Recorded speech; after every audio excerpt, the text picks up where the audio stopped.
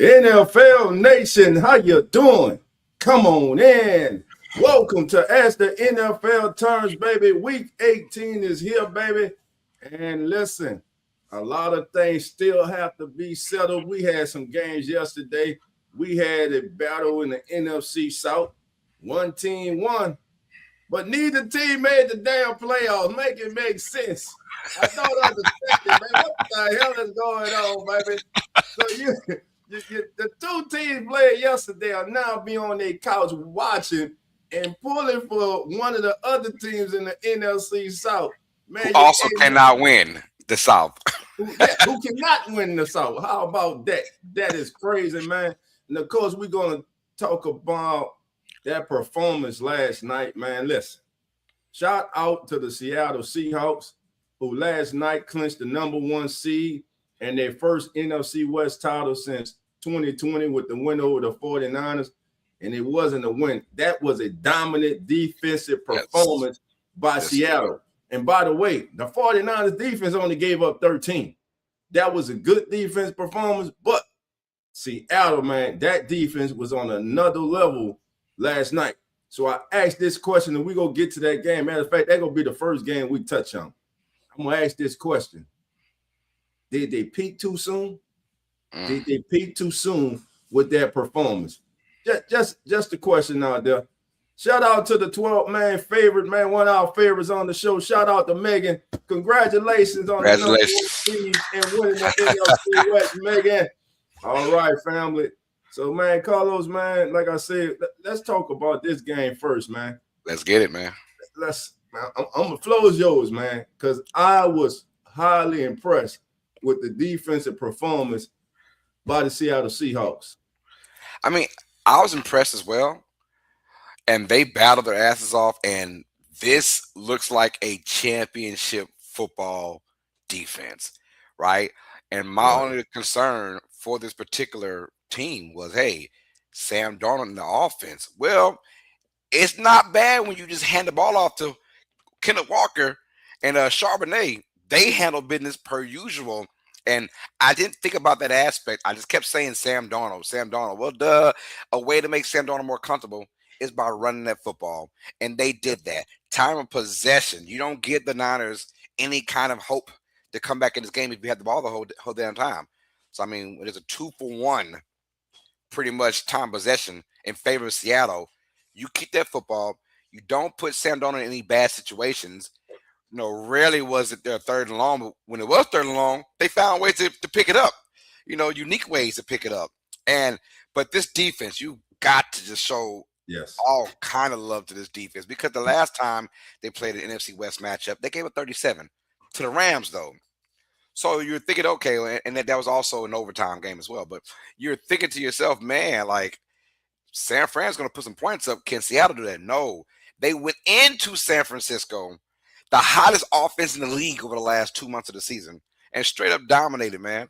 Straight up dominated. And there was no way, somewhere in that fourth quarter, like early fourth quarter, I said there's no way the Niners can win this game, because Seattle is not giving up the big play. They're not. They're going to make you dink it and dunk it. And I said it on my live stream. I said when you have to dink and dunk for about 12, 13, 14 plays, you are probably going to make a mistake, And guess what? When it got to the red zone for the first time and got to the goal line, the mistake was throwing it to McCaffrey. He couldn't hold on to the football, and it went to a linebacker's hand for an interception. That was pretty much the game, because in the NFL, these guys are so smart, they're so strong, they're so talented, they're so physical, that if you start to just go ahead and get 5 yards here, 6 yards there, 7 yards here, 3 yards there, you will make a mistake. That's how the NFL goes, and Seattle was not giving the big play. And shout to the D-line as well. McCaffrey, 23 yards rushing, he couldn't get going at all in this game. Even when he had his little catches, he couldn't break a tackle, and that's very unusual. That means it's a sure tackling team. They're dominating on defense, and they went into your house and did that. Well, now they ain't got to worry about that for the rest of the season.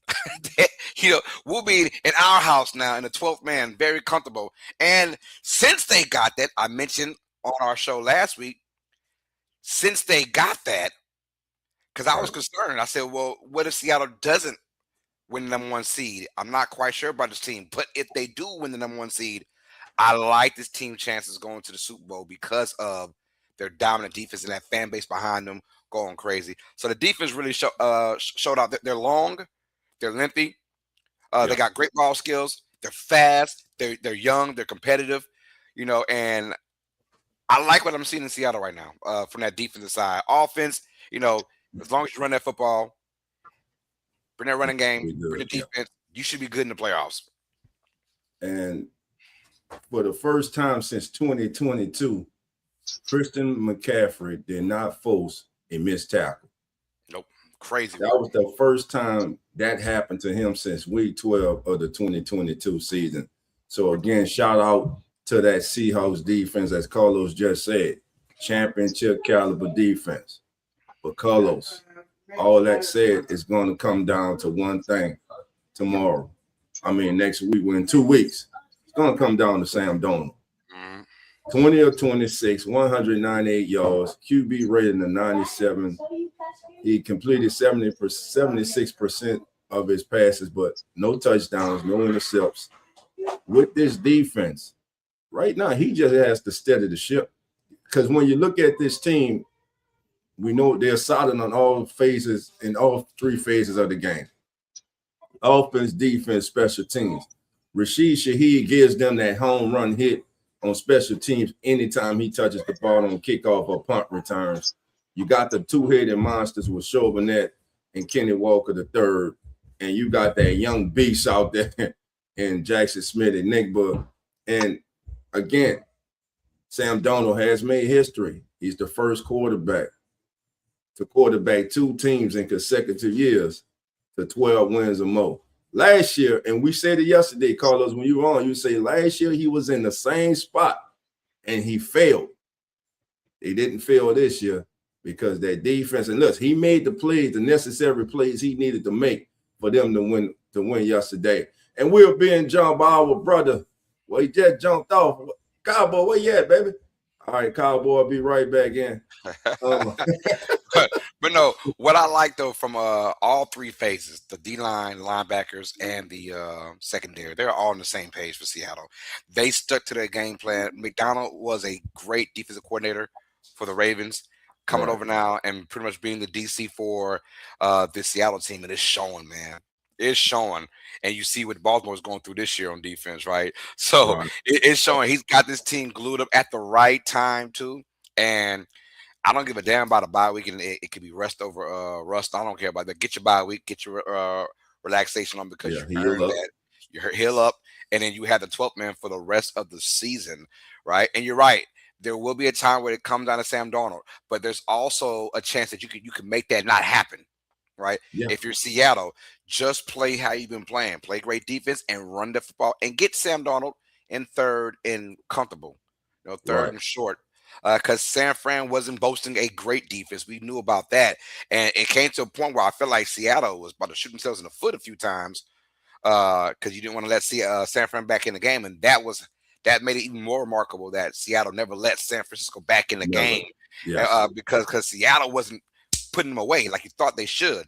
They had their opportunities, missing field goals. That first drive of the game, they went first and goal from the one. You want to play action and you get a sack. What are you doing, man? Just run the ball for a touchdown. So they were letting San Fran hang around. Yeah.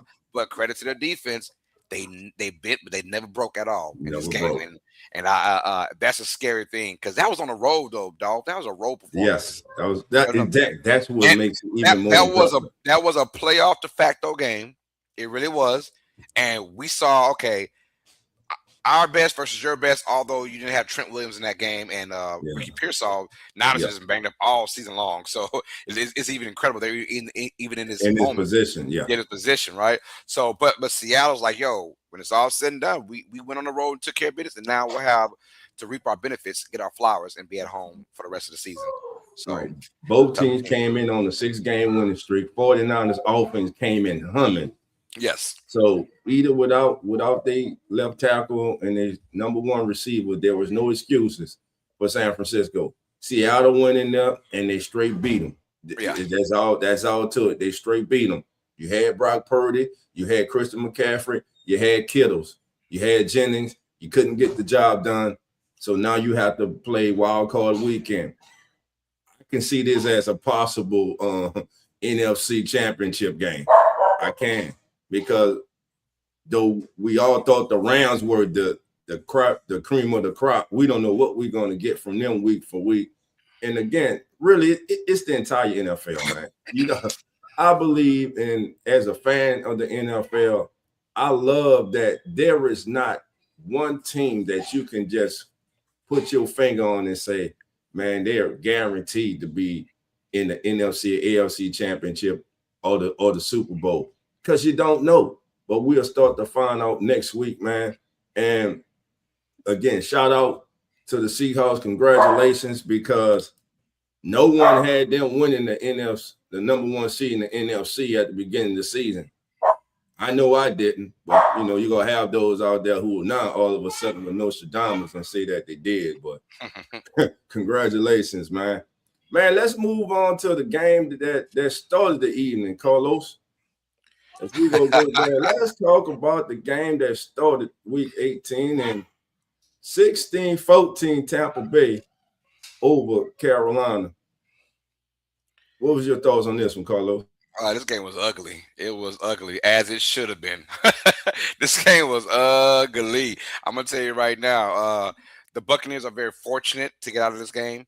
And it's sad because even with the win, now you gotta wait, and you gotta they're the biggest New Orleans Saints fans right now in the world, and the Carolinas the biggest Atlanta Falcons fans, which is crazy, ridiculous. Crazy. Who would have thought it came down to Saints versus Falcons, right? But the rivalry continues. Another headline for our rivalry, right? Yes. But ain't got nothing to do with us going to the playoffs. Which is crazy. We can care less. We can care less, right? But at the end of the day, though, Buccaneers got a desperate win against that Panthers team. Jekyll and Hyde, man. We don't know what we're getting on a week-to-week basis with this team. We know we're giving the Tampa Bay Buccaneers. I'm going to be real. The Buccaneers make the playoffs, man. They getting bumped out in the first round, most likely. They're probably playing either the Niners or the Rams, and so whatever. But when you're talking about the Panthers, if they can make it in with a Falcons win, then the Panthers have a decent shot of being an upset-minded team, but you're going to get a division winner that's under 500. Yes. And probably most likely one and done, but who knows? That's why you play the games. But in this particular matchup, man, the Bucs did what they had to do. They had to get a win. It was desperate. It was ugly. It was rainy. It was nasty. Guys were taking off their gloves, trying to catch bare hands. You know, like, oh, my God, I haven't caught my bare hands in 15 years. Hey, man, catch the damn ball. Come on. Stop all that playing, man. They made it such a big deal on the game. The guys are taking their gloves off now. Well, I mean, you should be able to catch it with your bare hands, right? You are a receiver.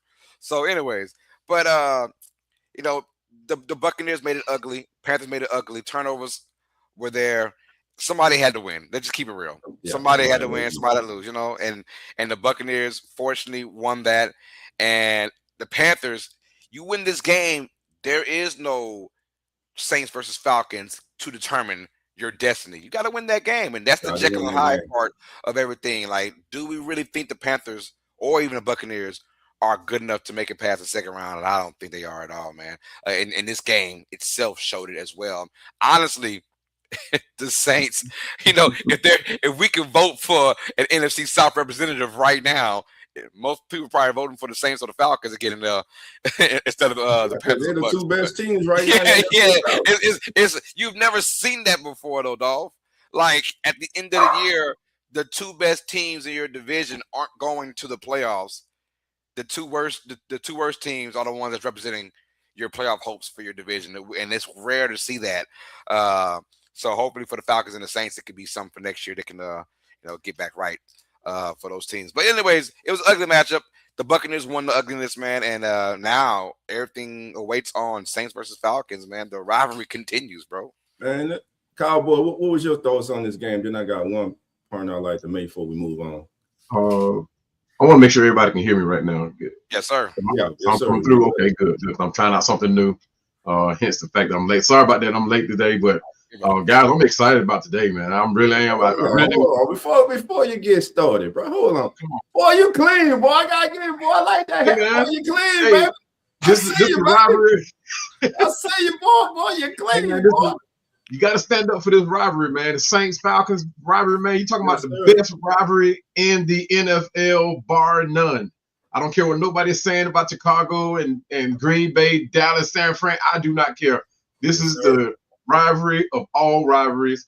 The Saints versus the Falcons. Falcons versus the Saints.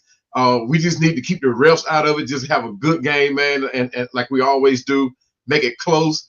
A close defensive game, great offensive output, man. I really don't even want to talk about no other team today. I give my input, but man, I am stoked about this game today, man. And I hope everybody else ready to see this game, man. The NFL is ready to see it, but the NFL is right where everybody didn't predict, rather. But the NFL wants it like this, like you said earlier, dog, and like you two was talking about, man. Nobody knows who's going to win right now. You know, everybody's playoff bracket right now is blown up. I mean, this is one of those seasons where you can't put money up right now, to be honest with you. You can speculate, but you can't put money up. But, man, I'm so stoked to see this game today, man. I'm ready. Last game of the season. I should have been there. Life kept happening. It didn't happen. But next season, guys, I'm back to being a season ticket holder. I'm back. That's good. All right. Yeah, next season, I think I'm going to try to make the game out there next season. One of my bucket lists. All right, man. So listen, now, before we move on, here are a couple plays that stood out to me. Right before the half, Carolina's offense finally got rhythm. They're moving down the field, and Bryce Young throws a horrible-ass intercept that is picked off by, I believe it was Parrish for the Buccaneers. The ball was late. It was inside instead of being outside. That was a horrible turnover. And then you're inside the opponent's 15, 20-yard line in the red zone, and you are attempting as a play caller to call the damn flea flicker. I did not even though dog he lost his footing, he shouldn't have tried to throw it. He should have just held the ball. But I didn't like that play call. That was not the right time, in my opinion, for that play call. And Bryce Young, you got to have a more sense of urgency to get on that ball. But all that said and done, they still had an opportunity to win this game. And I said it during the telecast. Bryce Young plays better when they go up tempo and he's not thinking as much. Yeah. When he just is out there playing and just the offense is sped up, the tempo is sped up. And you saw, listen, he made a big time throw. I don't care who it is. You can name any quarterback you want. That forward down 30-plus yard reception, that hookup he made with Teteron McMillan, that was a hell of a throw. And it was on forward down. They needed it. And then the touchdown to Coker, who went up and caught it in the left corner of the end zone, just playing basketball, boxed out the defender. But again, missed opportunities, and what many people aren't talking about also was the missed field goal by Fitzgerald. If he makes that field goal, we could be sitting here today talking about the Carolina Panthers as the NFC South champions instead of having to wait for the Falcons to win the day. Wow. Oh, wait, what? What did you say? What? I say they're waiting for the Falcons to have to win today. That's what I say. Let's get to it, baby. He ready? I'm ready. We ready. Let's get to it, baby. Let's get to it, baby. Let's get to it. Game, there we is, right there. This should be a 325 game with the it should be, right? Implications they got, baby. So I'm gonna start with the Cowboy. Cowboy, go ahead, man. You take this with Hey, like I said earlier, man, I'm just ecstatic about this game, as always, when it comes down to this rivalry, man. I just hate that they don't boost it the way the NFL doesn't market it the way it should be. But you're talking about one of the long-standing rivalries since 1967, since you guys came into the league, man. I mean, it's been a great series. There's no back like other series rivalries in the league where teams bounce back from one rivalry to another with another team. It hasn't been that with us and the Saints. It's been steady rivalry from beginning to inception to today. So you're talking about one of the longest rivalries in NFL history, and they don't market it. The marketing is there, the fanship is there, the players is there. I mean, both of us are in this bottom of the league tier type of, but we're still the best in the division. So I mean, we should be boosted, bar none. I mean, like the title says, man, the best rivalry ever, bar none, and the NFL needs to get on board. Let's get it. All right, man. Listen, even in the heydays of the Falcons and the Saints, I'm talking about Drew Brees and Matt Ryan. The league still didn't promote this rivalry. They still didn't. You know, they have slept on this rivalry. And for everyone who doesn't know, it's 57-56 Falcons. Yeah. And that's courtesy of their Week 12 victory. You can't get no closer than this, man. Can't get no closer. It's been a back and forth rivalry. Like I stated, man, you have family members now from both fan bases who are like family. They have become that close from seeing each other twice a year. Yeah. And this game means a lot. It's going to be a college football atmosphere. That's what I'm saying. This is not going to be an NFL atmosphere. This is going to be a college football atmosphere. You're going to have music blaring. You're going to have towers waving. You're going to have fans bases screaming their lungs out, man. It's going to be crazy. You would think today's game would be a game that they're playing for seasons in the playoff, but they're not. It's just Falcons. It's just Saints. And there'll be no excuses. B. John Robinson, let me just say, that young man is special. I like I said, I hate it when he went to the Falcons, but as a lover of football, I love to see this young man play football. He went crazy Monday night. He won't go crazy today, though. Hey, man. Hey, I don't know. We can't stop him. We're gonna try to slow him down, man. But that kid is special, man. And listen, on the Saints side, let's see if Tyler Shuck is able to pull this off today with the limited amount of ammunition that he has at his disposal today. Yeah, man, sign me up, not just for next year. Sign me up for the quarterback going forward. The future is now. It is even with a loss today. The future is him, man. They got to build around this kid, man. Hey, I've been telling y'all that for a while, man. I saw this kid first game, man, and I was surprised that a lot of Saints fans did not jump on board with this guy. I mean, I know everybody's calling for I forgot the other kid's name, but Rattler. But Rattler's a great quarterback. I'm not taking nothing from him. But Tyler shows something different in the pocket, man. I mean, the way he orchestrates, and if he's able to dissect our secondary with his skills, man, I'm telling you guys, this guy here is going to be that guy for you guys, man. They need to build around him. They need to develop him right. Don't just throw him to the wolves. They need to develop him right. Get him different in the offseason. Give him different looks from opposing defenses. Give him whether it be the fast pace, because it's always a good defensive game against us. Between the Falcons and the Saints. So they need to give this kid different looks in the offseason. Get him used to seeing different defenses week in and week out, and build and develop him slowly. But this is gonna be the great game for him, man. Man, just looking forward to it. Carlos, and look who's in the building, baby. Host to come on in, Bills, baby. Nobody circles the wagon like the Buffalo Bills. They better circle it to the Super Bowl this year while there's no Mahomes in there. That's what I do. What's going on, Jeremy? What's up, fam? What's going on, Jeremy? Yes. Good to see y'all. Good to see y'all. Tyler Shuck in the Falcons, man. That's gonna be an exciting game. Yeah. I'm looking forward to that one. Of all the games on the slate that aren't Bills, which is obviously on the one, that is the game I'm looking forward to the most. I love both these teams right now, the way they're playing. And Kirk Cousins, man, I don't know. Most expensive backup in the league. So curious to see what the Falcons throw at. But I loved Spencer Rattler. Tyler Shuck, though, man, he has put that team on his back, and he is every bit the real deal, which I can't help but wonder. When you play football in college for like 7 years, does that change the way you see the game? Is he that much better of a quarterback because he has so much experience in college? I'm gonna say no. And see, that's what a lot of people say. He played 7 years in college, but he didn't play that many games in college. Spencer Rattler played more games in college. Yeah. But that's becoming the norm now, though, isn't it? It's just what it is everybody look at his age. Oh, he's 26. He's been in the college. It was got more experience. Yeah, that they automatically think that's more experience.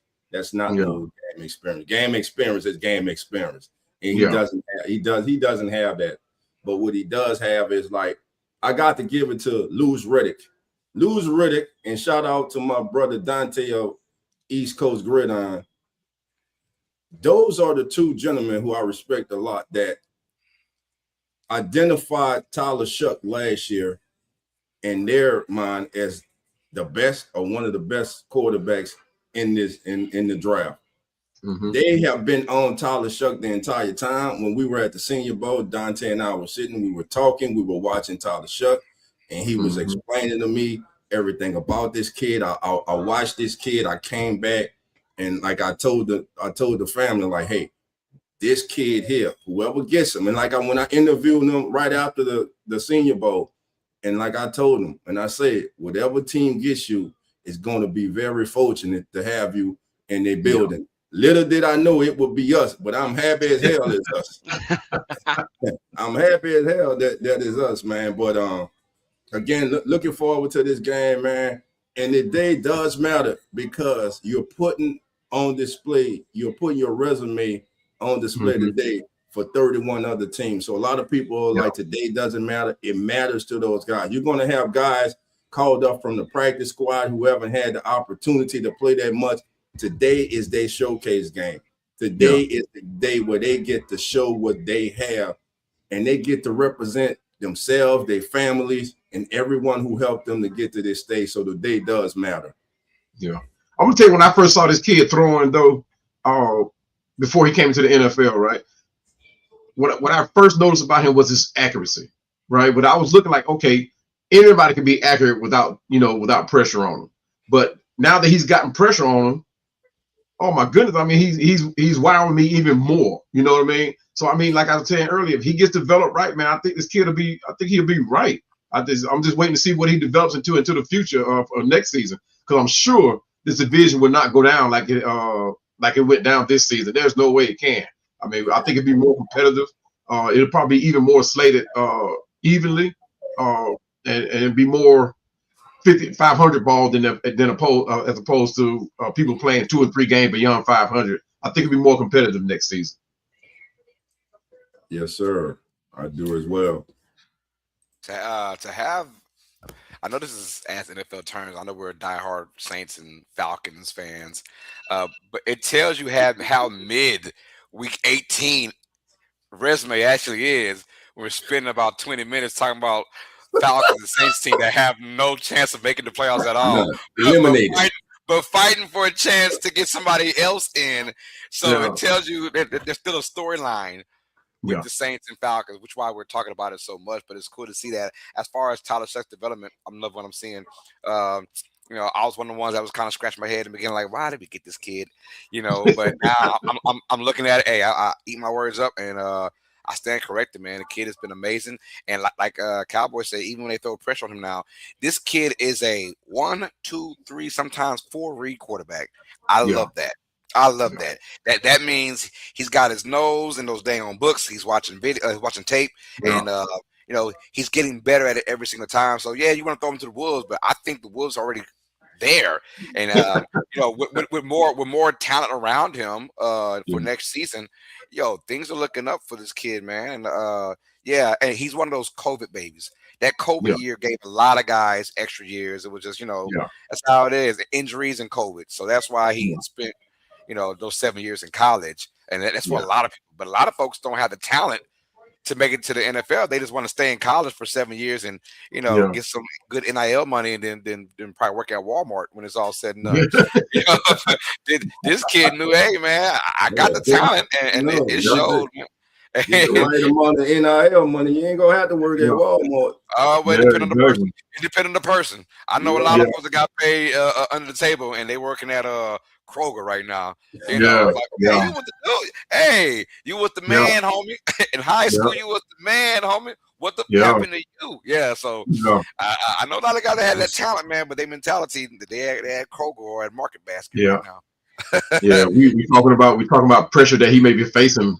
Today, he certainly will be facing it. We're bringing in guys like Kobe Bryant, who's supposed to be the ball hawk of the draft that we got last year. I think that Jesse Bates, he'll be being the experienced ball hawk himself. And then we got Billy Bowman. Well, Billy Bowman is out. Got the other Xavier Watts. You know, he's the other corner safety back there. So he's gonna have his hands full today with looking forward as far as pressure. So I'm looking for how he interacts with it and dissect that too. So, but yeah, I'm looking forward to this game, man. Let's get it. Hey, regardless of what happens, both these teams are going to look at this as a stepping tool for next season, because we feel like Saints and Falcons, we feel like we're the best two teams in this division, although we're represented in the playoffs.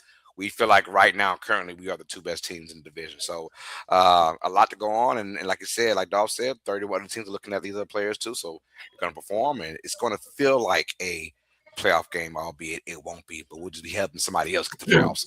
It's weird. Yeah. All right. Let's keep it rocking and rolling, man. These other games don't have much, so we can go by them pretty quick, man.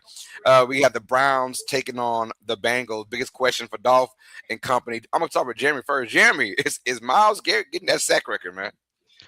I hope so. I really hope he does. I mean, the guy's just a game wrecker. And for him to not get it would be disappointing.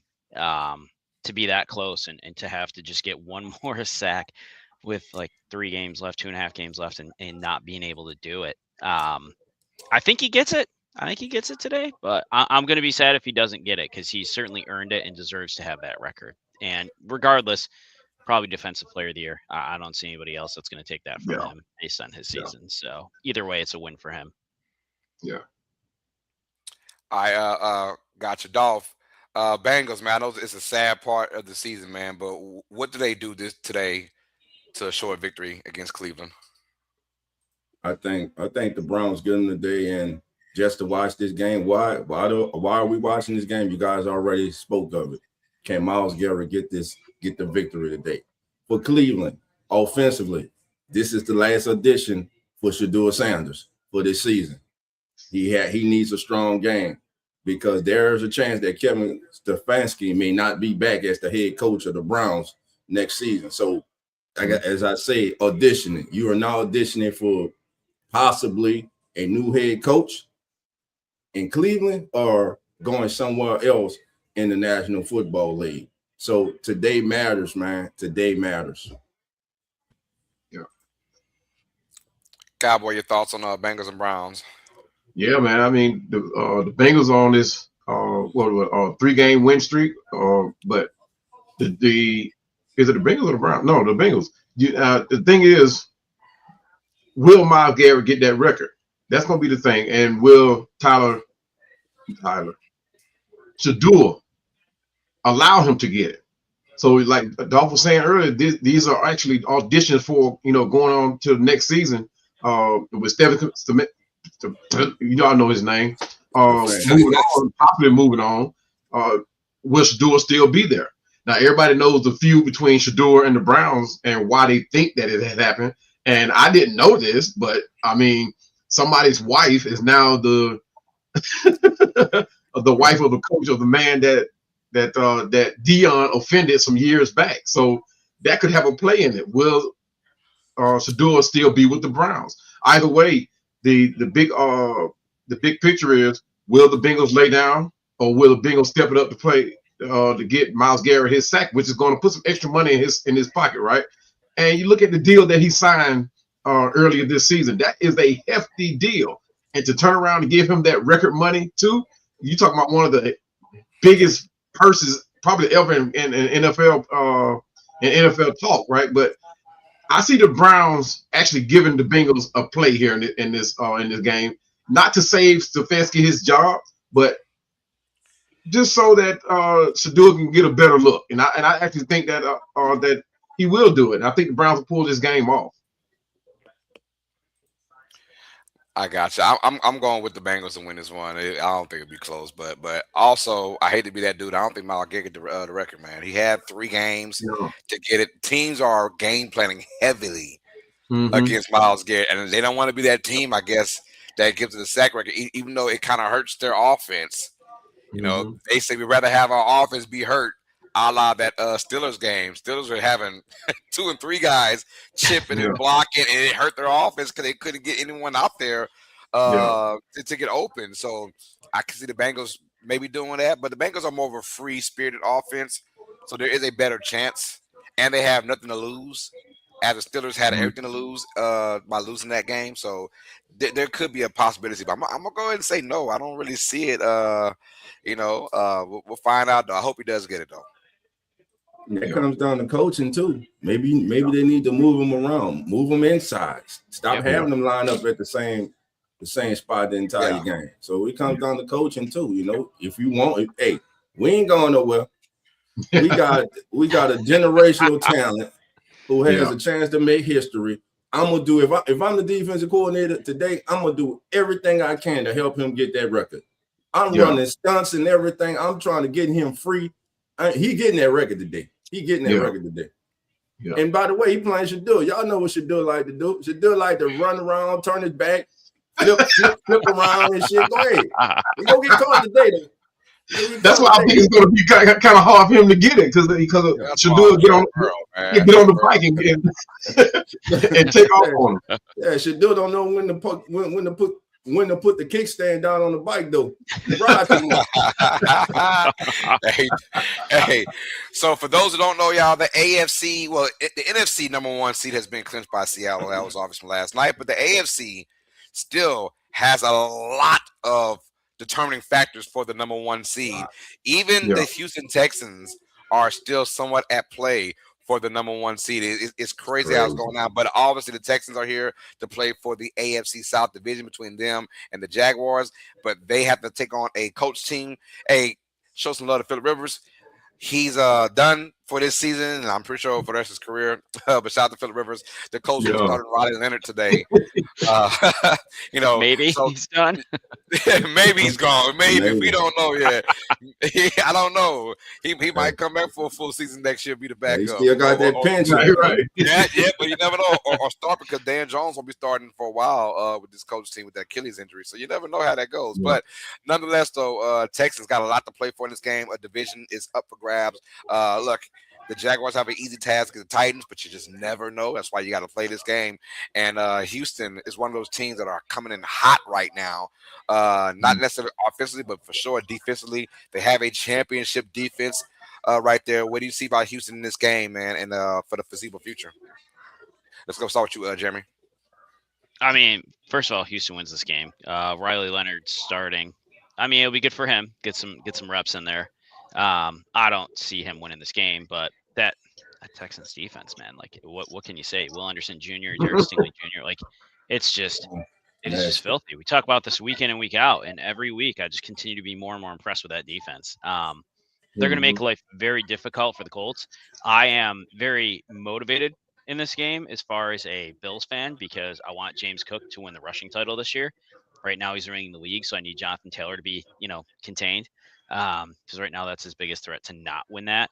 I don't think that Cook loses it, but hey, anything happens on Sunday. But yeah, for Houston, I feel like this is a motivating game. They know they got to win it. I feel like it's a tune-up for them to get into the playoffs and kind of get themselves straight. I don't think they're going to win their division just based on all the other factors at play, but they're going to win this game. And damn, that defense is just so filthy. They can stop anybody at any time and make you just create mistakes on yourself when you think you got the game in control. So, hey, Cowboy, how far can Houston actually go in the playoffs? What's their ceiling? Yeah, I think the only thing that can stop Houston right now is Houston. I mean, you talk about an 8-game win streak. Like Seattle, man, they have to get in their own way to fall to this division title. And I mean, they're going to have to work to stop Taylor. Jonathan Taylor, the Colts running back, because he's on the verge of breaking a seasonal record too for himself, because him and James Cook are battling for the rushing title. So they're going to have their hands full, but I don't think it'll be close. I think Texas is going to pull this off. Like I said, it won't be close. And I got the Texans running away with this thing. Got your Dolph. I'm going with the Texans in this one. But one thing that I want to look at in today's game, and of course I'll definitely be paying attention next week in the wild card round, is when CJ Stroud is facing man coverage, he has thrown 13 touchdowns and just 1 intercept. He gets in trouble with teams play zone. When teams play zone, he has thrown 5 touchdowns and 7 interceptions. So CJ Stroud, man, to me, he's the catalyst. The running game, they have a running game again. We know they have the big play receiver in Nico Collins, and you have that safety valve and Schultz, the tight end. It comes down to CJ Stroud, man. Like I said, he hasn't quite gotten back to that rookie year status that the way he performed. But listen, every year since this young man has been there, the Texans have been in the playoffs. So he's a winner. The head coach is a winner. And Riley Leonard, man, he's in a tough position today against the Texans, man. And that pass rush, look for the Texans at home, man, to close out strong and finish 12-5. And unfortunately for the Colts, a season that started out so promising, man, has ended like this after just major injuries, man. Daniel Jones goes down, and it seemed after that, man, it was downhill after that. And let me ask you guys a question. Will Anthony Richardson be back with the Colts next year? And if not, would he be one of the most sought after free agent quarterbacks? No and no. No, I was about to say, AR, you hate to see it because it's so much raw talent. Yeah. But when that is cool when you first get into the league, how can we mold you into what we want? But once you've already been in the league 3-4 years now, that other team isn't going to want to do that. You know, they're not. Like his drafted team, the Colts, were willing to do that. But as far as anybody else, they are not going to want to try and mold this kid. And you know, this kid. I mean, he's getting hurt with freaking rubber bands. Like, come on, man. Like, all right, bro. And like he was given every opportunity to do what he had to do, and he just. I mean, we saw when he was running on a second down, and he took himself out in the game for no damn reason because he was tired. Like, wait, that kind of stuff. People look at that and say, you know what? We don't want him as our franchise quarterback. Hell no, that's why the Colts turned on so quick. Yeah, that's going to be hard for him to let down. But let me also ask you guys this and everyone in the chat: did the Colts organization fail this kid? I mean, like Carlos said, he was given every opportunity to succeed, right? I mean, you talking about one of the star running backs in the league. You talking about 2 great receivers, and he still couldn't get it done. And one thing that you hate to see a quarterback, the guy who's supposed to be the captain of your team, the driver of your team, give up on national TV. You don't want to see that. And quite frankly, that's the only reason why he's still here with the Colts, because nobody else wanted him. Like I said, I had high hopes for this kid. He has nice size, has a nice arm. He just didn't get the job done. And I don't see him being back with the Colts next year. I think they're going to release him unless somebody picks him up, put him on a practice squad or something. He'd probably be done in the NFL. I hate it for the kid. Ooh, dang. I don't know about that. No, what it reminds me of? Patrick Willis. Not Willis, the kid in Green Bay. Malik Willis. Malik Willis. Don't do that. No, don't do that. No. Hold on. No, I'm talking about at the same scenario. When Malik Willis was leaving Tennessee, he was not thought of as he is right now. Everything turned around for him when he went to Green Bay. I'm just saying the right situation matters, though, bro. We know. Did Malik get hurt though? The right situation matters, though. That's all I'm saying. Malik had injuries that hurt him. It's a totally different situation. Okay. What we're saying is, like, Malik, we saw the people around him as well. The team wasn't built around him. Okay. You know, they had no one there, so the performance of there was like you couldn't tell, because at that time, and even right now, even with Cam Ward, there are no weapons over there. I mean, their youngest are getting PJ. Their weapons are getting better now as this year goes on. But when Willis was there, and Mayo boy, what's his name? The one that had the Mayo commercials. that he was competing with, the quarterback, whatever his name is. I forgot already. But Tannehill. No, not Tannehill. No, the other guy. no. Who the hell am I thinking of? Oh, yeah. man. That's how bad it is. That's how bad it is. I'm saying. Like, those guys, they had no weapons over there. So then it's not surprising when Malik Willis Will Levis. Hey, that's it. Mayo boy, he had Mayo commercials. The man has commercials. Yeah, that's all I remember him for the Mayo commercials. That's where he's got his money at now. Yeah, that's right. Get your deal, baby. He has an NIL deal in the NFL. It's crazy, right? So, but no, Malik Willis had no weapons. This team was trash all the way. So it's not coincidence when he goes to Green Bay, there's weapons, there's a system, there's a culture that they got already in Green Bay, and it's no coincidence that he, as a starter in Green Bay, 4 games now? He's 3-1, and he played very well in the loss too. So it's no coincidence. But as far as AR goes, he was given chances, and I don't even think it's necessarily the game film and the tape. I think it's what we don't see: the practices, the studying the tapes, that kind of stuff. Is he below average in that? And honestly, he was one of those guys where the media sprinkled him as, he could be the Josh Allen of the draft, that guy that we don't think about. And the Colts ate all that up. They saw his raw potential. They saw his arm strength, his speed, and they thought, this could be Cam Newton 2.0, or this could be whatever they were thinking of. And it was not. It was not. Yeah. Sometimes, it's. I even saw his college tape, and I was like, "Why is this kid even go back to school, brother? You need one more. You need one more year in college, dog." And the Colts jumped on that gun. So it's the Colts' fault in general. With it all from standpoint, it's their fault. But regardless, somebody would get this kid. He had the talent around him. There was talent. You got Jonathan Taylor. You know what I'm saying? You got some good receivers over there. You had a decent defense around you. It was on you, and they couldn't get it done. I think the straws, no matter what you say, though, dog. When you give up on a play, on your team, that's what it is, bro. That's what it like. That's your mentality. You're like, because we had never seen that ever. Huh? No. Raise your hands in the NFL. Hell, college. I've never seen someone on second down run and tell, "Hey, I need a break." As your quarterback, it's third down. We need you in this play to get a first down. What are you doing? We have never seen that, and the mentality is like, nothing's given to you right now. You got to earn it, bro. And he didn't want to earn it. He thought, I'm the quarterback. I could do that kind of stuff. And, that your teammates look at you and say, we don't want that as our leader. So he messed himself up. I mean, I hope the best for him, but you got to want it more than we want it for you. And then he's going around, hitting his eye with rubber bands and stuff, and now he's out for the year.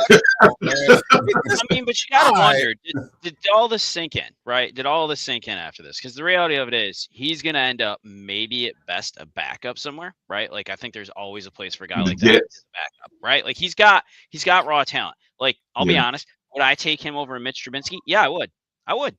Same as I would take Trey Lance in a heartbeat. Like, give me those guys, because if nothing else, they can scramble, they can make plays with their feet. Mr. Trubisky is going to do that for you, right? But I mean, that's why I was hoping Allen never gets hurt. The Colts didn't fail him; he failed him. Like, period. End of story. Malik Willis was never in a good situation. The Titans never gave him an opportunity to succeed. He never even got a chance there, for that matter. So his story is just a lot different. And when you look at him in college, what he was doing at Liberty, he was just lighting it up. And that just translated. And I agree. I mean, you look at the college tape, like, I like AR-15 is raw talent, but is a true quarterback, man, a lot to learn still. And maybe after this year, he's learned something, but he's going to have to prove himself now. He's going to have to go somewhere else if someone's even willing to take a chance and earn that back. And that is really hard to do. It's like they say, you only get one chance to make a first impression. And he made his impression. And now you got 32 teams that maybe would consider taking a chance on you, but you got to earn it now at this point. So I feel bad for the kid, but he did it to himself. I know us three, myself, Cowboy, and Jammer probably saying, hell no about you, Dolph. Would you give him a chance if you were in need of a backup quarterback or even a third string quarterback to probably put on the practice squad? Would you look at him? Yes. Have you seen some of the backups and third string quarterbacks in this league? I mean, that's what I'm saying. Like, I'm Mr. Trubisky. I'm like, what the hell? You see some of the starters. Hey, but at the same time, now we got a not as deeper draft, but we do have some good quarterbacks coming out of the draft that I don't think will ever do what AR did. I just don't see it. And, my thing is this, and I say he may not be done. To hold that against this kid, though. But you have to. Hold on. Now, we all have done things in our life that, hey, we got the second chance for worse than what he did now. Now, I understand from an NFL standpoint, a football standpoint, being the quarterback, the leader of the team, the face of the franchise, you can't do that. Yeah. But what I'm asking, so you guys are saying he can never, ever come back from that. He can never, ever overcome that. I'll say this. We're saying he can, but we're also saying we don't think he has the mentality to do that. Yeah. Right. He can. Anyone can. It's on him. Yeah. In reality, it's on him. But from what we're seeing, what we're hearing, and what we're noticing is he don't really want it like that. No, it's on him. We think he can. Yeah. He does have the absolute talent to do that. But his character trait, his personality right now, that we know of, does he want to? I'm sorry, a rubber hit my eye. I don't care. I'm just being real. I'm not gonna. No. He's been passed over now for multiple. They chose a 44-year-old grandpa off the street, man. I mean, there you go. There you go. The writing's on the wall for me. Look, at the same time too. Daniel Jones got in. He chose the Colts because he knew the situation. He could beat him out. I could beat that kid out. You know what I'm saying? And good on him. And honestly, I think AR, the battle. They literally just said, "Yep, Dan Jones our guy." You know, they didn't go around and say, "Man, this is our future. We got to try him out." No, they saw it in practice. They saw it in the film session. They saw it inside the inside the building. They said, "Man, Dan Jones is light years ahead of this kid. We got to put Dan Jones." Well, and look what happened when Daniel Jones came in. You got a guy that's coming in not knowing that system. And he takes that team and basically at that time had them as like number 1 seed going in the playoffs until it unfortunately got hurt, right? AR has been there for years. It hasn't done anything with that. So hey, look, and thing too, like Carlos just said, you brought in a 44-year-old kid. I'm gonna say kid, 44-year-old guy in off the street. A man. He actually performed better than AR did. Now I'm gonna go back on what I said. Right, he might not be done in the NFL. I think he is. But if he has a chance, I can see him going to a team who are in the same position as the Colts, are having quarterback debacles, right? Like the Jets, you know. But he would have to be a second or third string, or even a good look. I really don't think he honestly have a shot at becoming another starting quarterback. I mean, because not easily. Like when he gave up on the team, right? He goes to the sideline. Like Carl said, there are going to be people around him. They're going to try to build him up, right? When I was coaching, I had this kid, man, that gave up. I'm talking about ball play, every play. But at the same time, I still stuck him out there. And he, when I finally laid into him, every play he was crying. He was crying, but he went out there and he still performed. It did his job, right? Now, you talk about a little kid. Now, you talking about a guy that's making millions of dollars, or supposed to on his way to making millions of dollars with the franchise in his hands. You do not want your quarterback doing that. You want him to already have that mentality saying, okay, I'm finna own this thing. This is my team. You don't have to go in and coaching the guy up saying, okay, first you already got to develop him physically, learn the plays, learn defenses, and now you got to work on his mentality too. That's easier said than done. That means you got to spend extra money, put this man through classes to teach him not to give up. That you don't want to do. I mean, look at what happened to Justin Fields when he was in Chicago. That man made one statement, and it killed his career. And look where he's at now, trying to battle for a starting position. And that's what you don't want to have to go through. You're talking about you're investing your entire team on a quarterback. You don't want to put yourself through that. I hate it for the kid. I really do. Like Carlos said, you saw the potential in college. Maybe if he had stayed, had it worked out better for him. But he got brought to the stage. Yeah, I mean, it's a short learning curve. You got brought from the draft to the front of millions on the NFL stage. It's time to perform. Not only do you have to own your job, you got to bring a franchise up that's not doing so well, and you got to own it. I got that last question, and we're gonna move on. Is he a bigger bust than Jamarcus Russell? No. No. Easiest question we're gonna have today. Yeah. When they were giving that man blank CDs, they gave that man blank CDs and said, "Come back with what you saw on a CD," and he made up some shit. Absolutely not, man. Absolutely not. It don't get no worse than that, man. This dude there, he like purple stuff. I can only imagine how the coaches and the GMs and everybody was sitting there looking at him like, yeah, is this really what the hell we invested in? Right. If I need my money back. Yeah.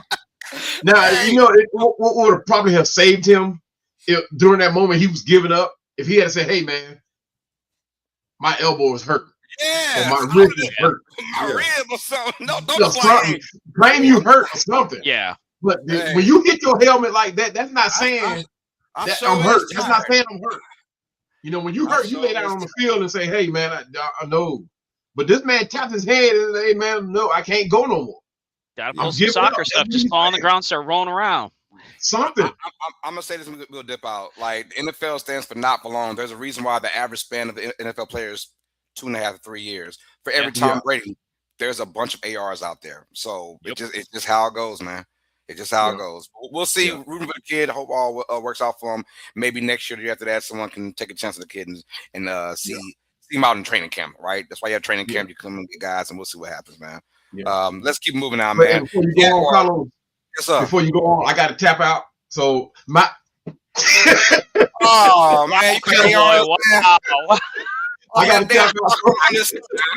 Right here. Oh man, Cowboy got to fix that injury. Be like, oh man. You will not be seeing Cowboy anymore. He's cut.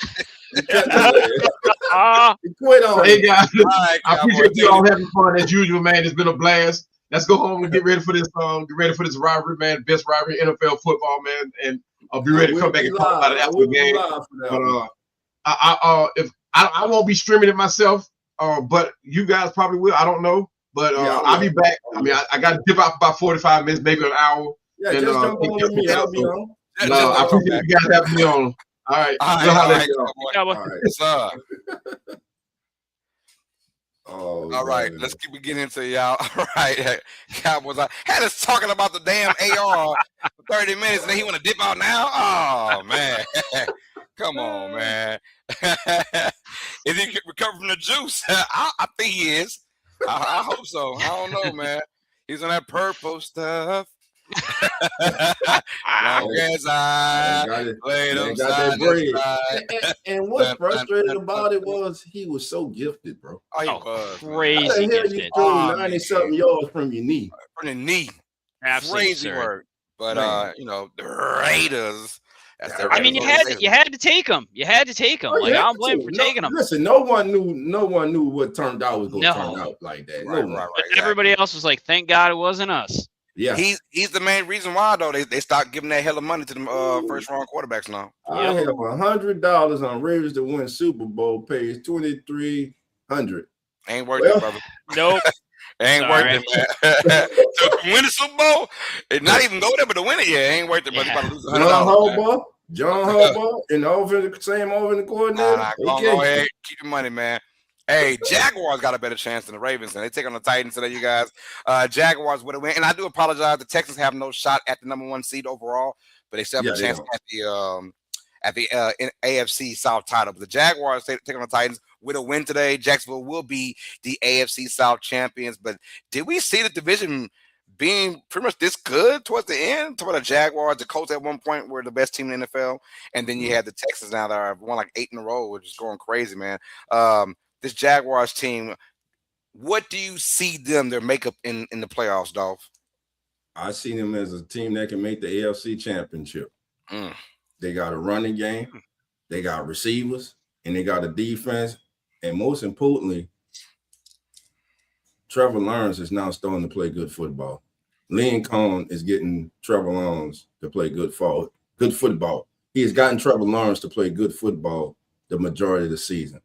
And listen, we got to remember the last several weeks when we're talking about this Jaguars offense, how many times have we mentioned Brian Thomas' name? Not much.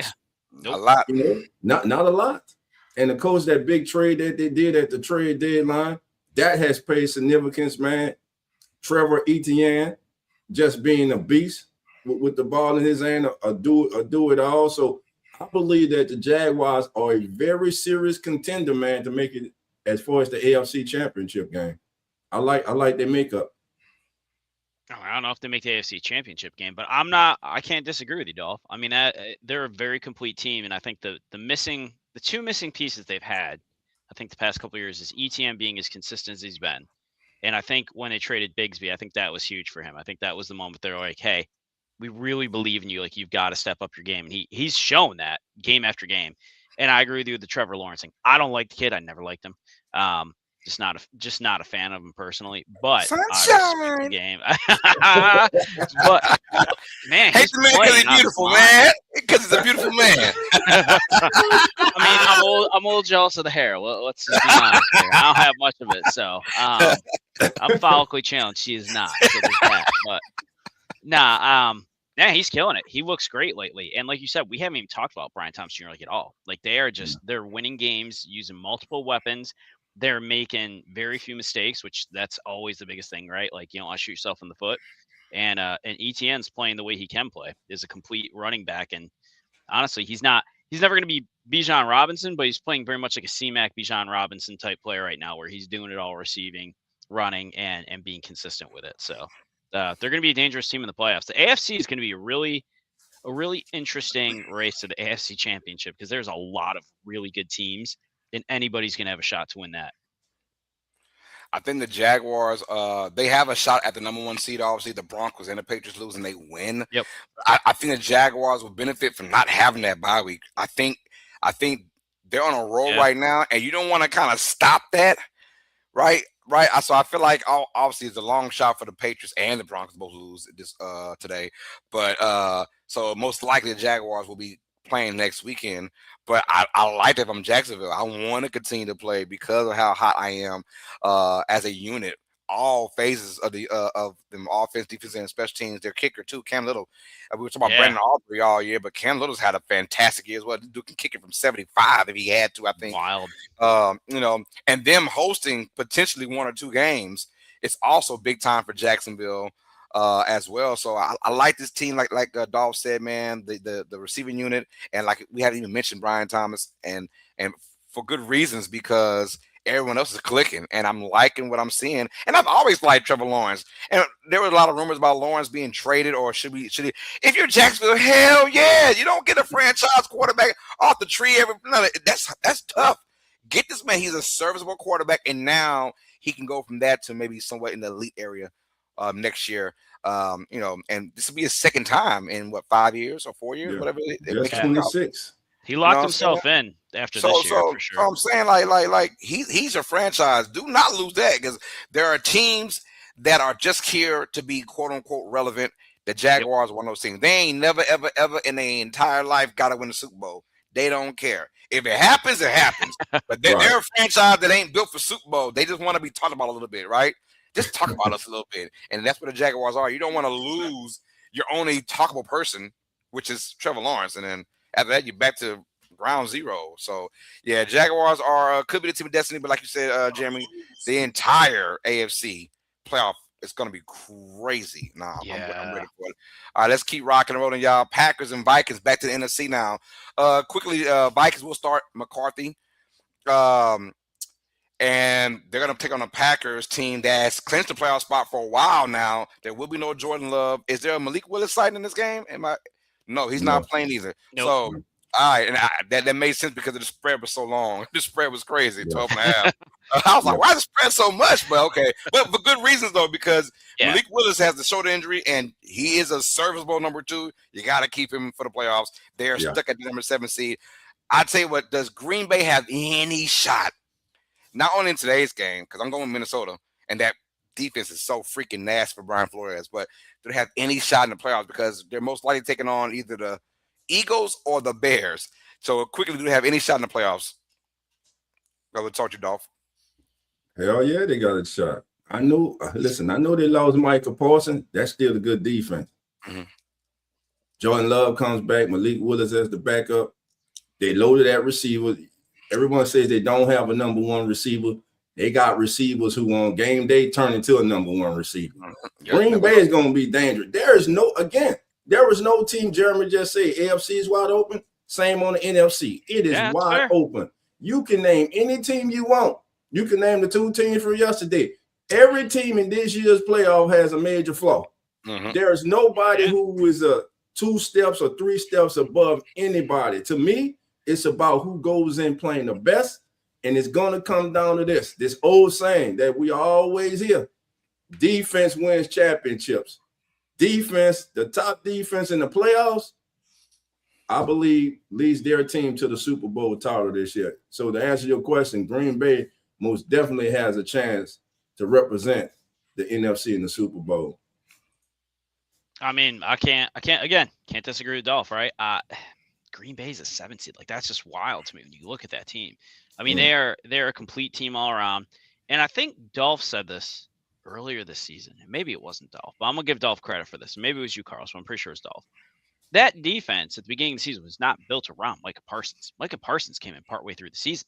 So you were never relying on him to be the key focus of your defense. Granted, Hurts, he's gone, but it is not something that is going to be so dismantling to you that you're not going to be able to rise above that. But you look at that team, and I agree with Dolph as far as a number one receiver. You don't need a number one receiver on that team because you have 3-4 guys that can all step up at any time and just go off. Like Christian Watson, right? Like everyone's like, oh, he's not that good. He's not that good. Then it goes off for like 5 receptions for like 120 yards and 2 touchdowns, right? Like, or Dobbs. Like you have all of these players that can step up when needed and rely on. And that, I think, is actually the better situation to be in. That you've got guys like that. I look at my own team, right? The Bills, we don't have a true number one receiver right now. Like that is one of our biggest flaws that we have, right? We had Diggs, but we didn't have anybody else. Now it's like, we don't really have anybody at the moment to throw to. So I'd much rather be the Packers in that light than where we are as the Bills. But yeah, 7 seed, that team could take on anybody and still win that game. And before we move on, Carlos and Jerem, I got a question, man. Well, first, here's the question. Should the Vikings be in the market for a quarterback in the 2026 NFL draft? And here's why. When targeting Justin Jefferson this season, J.J. McCarthy or whoever's the Vikings quarterback, they have thrown 10 interceptions. And remember, 2 weeks ago, I said, don't be surprised if you start hearing rumors of Justin Jefferson wanting out Minnesota. So that's the question to you guys and everybody in the chat also. I'm going to tell you like this. Yes and no. They're in a market for a backup quarterback that can be a starter when need be. So they'll get someone up there. You know, I'm saying someone Jacoby Brissett-ish, right? A guy that can be serviceable to a team just in case, right? We also saw that when Murray was serviceable, they said, nah, go ahead and fully recover, brother. You know what I'm saying? Because we rather Jacoby Brissett. And so the Vikings aren't going to – they're going to save face and say, you know what, we drafted McCarthy. And I'm pretty sure that because McConnell is the quarterback whisperer, right? He's one of those guys. I think he wants to show that I made the right decision by getting McCarthy when I had Daniel Jones and Sam Darnold on the bench, you know. I mean, last year on the roster, I mean, and you saw those guys flourish. He's probably saying, I want to create this guy, and you know how it is. Pride kicks in, so they'll be on a market for a really good backup. So don't be surprised if a big name backup player comes to them because like someone like Daniel Jones pinpointing. I want to go there because I have a chance to beat that kid out or a chance to play some games because he's injury prone or whatever. So, yeah, they're going to need that because honestly, Dolph, you're right. You keep messing around and pissing off Justin Jefferson, he going to leave. He going to leave. And kudos to him, says all the right things. He doesn't make it about somebody in Philly. Exactly, right? But we know about his talent. He's arguably the best receiver in the game when he has someone throwing the football. And just this year, it's not like that. Even the last, Sam Darnold came in, but before Sam Darnold, it was kind of tricky. We didn't know what was going on with the quarterback situation. They better get it right, though. They better get it right because you don't want to lose Justin Jefferson, caliber wide receiver. And, they have a championship defense. They do. They have a championship defense and no quarterback to help that out. So we'll see how that goes. Well, they better get it right today. I mean, here's the thing. JJ needs what? 53 yards, I think. 50 something. Between 50, 60 yards to get another 1,000-yard season. He doesn't get that today. That is just I don't have words for that of what that means. So JJ has got to get him the ball. JJ's got to get the ball to JJ. A lot of JJ's going around. Yeah. But yeah, they're gonna go. I agree with Carlos on this. They're gonna go find themselves a good, reliable backup. Whether that's a Malik Willis, right? Malik Willis, free agent after the season. Where does he go? Does he try to be a starter? Does he go someplace where he's got that, like you talked about, Carlos? He's got that opportunity to step in. I mean, he is really, as a backup quarterback, he has put himself in a phenomenal light the past 2 seasons. If I'm Green Bay, I'm holding on to him.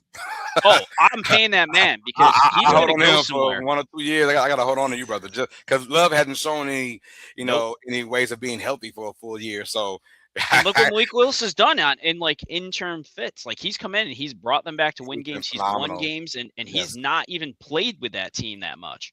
Yeah, he's phenomenal, man. So if I'm Green Bay, I'm trying to stick with him for at least another year, man. We'll find out. Cowboys at Giants. Look, quickly, I don't know is there any major players not playing this game?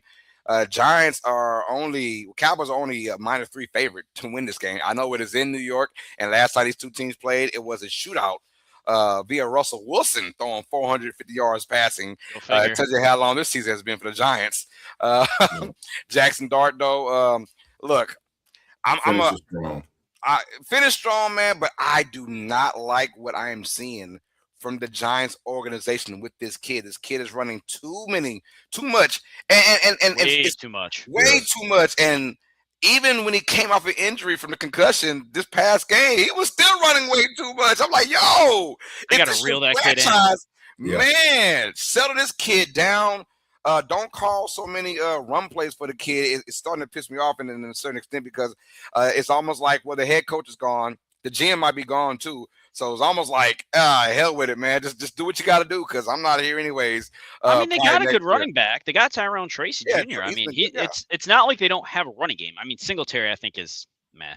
I didn't love him in Buffalo. I still don't love the kid. But Tyrone Tracy's legit. So, it's not like there's the need to have to run him on all these plays. Like, you're risking this kid's health for the long term of your organization. Like, it's not worth it. Patriots gonna win it. Nah, I mean they've won a bunch, but hopefully not. Hopefully not this year. You're like, yeah, nah. I don't want to see that, man. No, I don't need to see that. The monkey thinks Ravens are winning the Super Bowl. All right, man, they gotta win. Everyone's loving the Ravens. They gotta get in today. Gotta get in first. They gotta get in first. They ain't winning if you're not in. Yeah, that's right, man. But no. But as far as the Giants go, I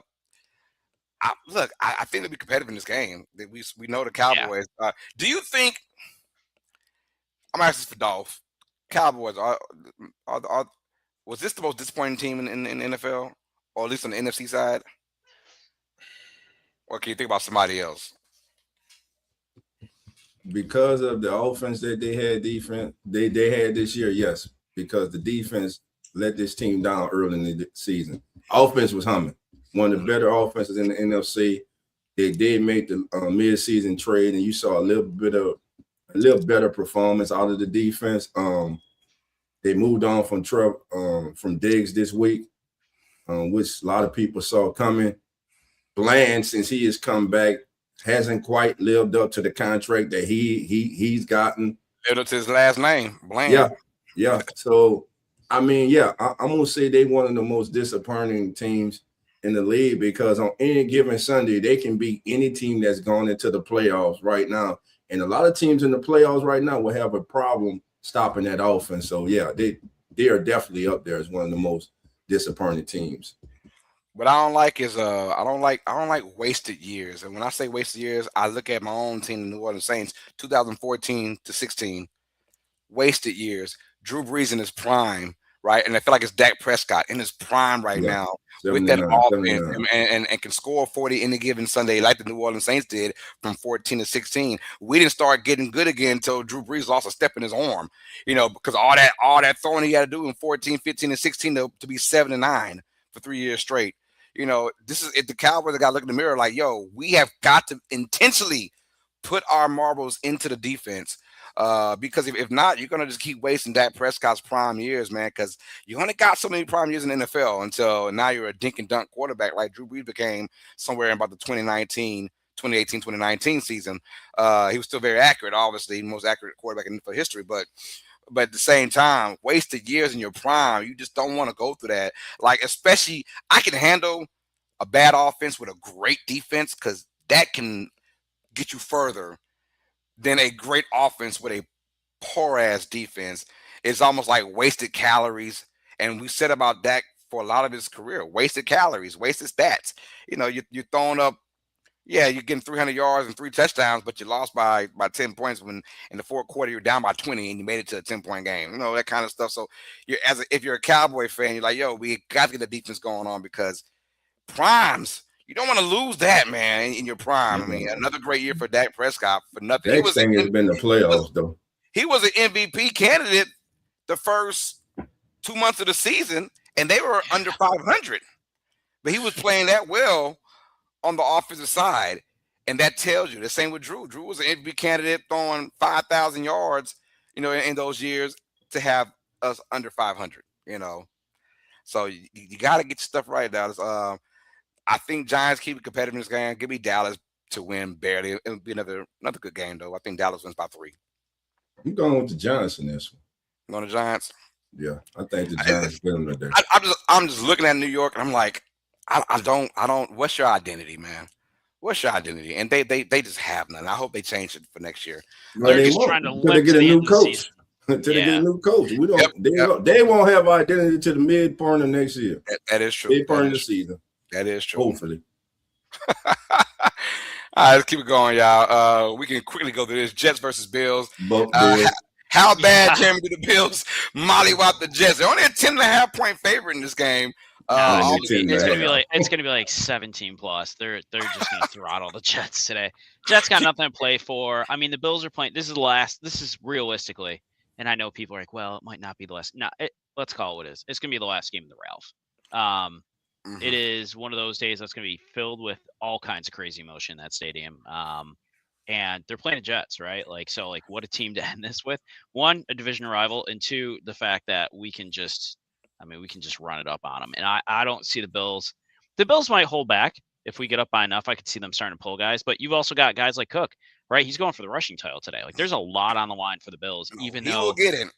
He should, right? Taylor, I don't think is going to beat it. That they're just going to stuff the box in that game, and Taylor's going to be shut down. But a lot for the Bills today. I see them win by 17 plus, and I hope they do. This Jets team on defense is just paper tissue. They haven't had a single interception. There's not a single interception from an Aaron Glenn defensive-minded head coach to get 0 interceptions.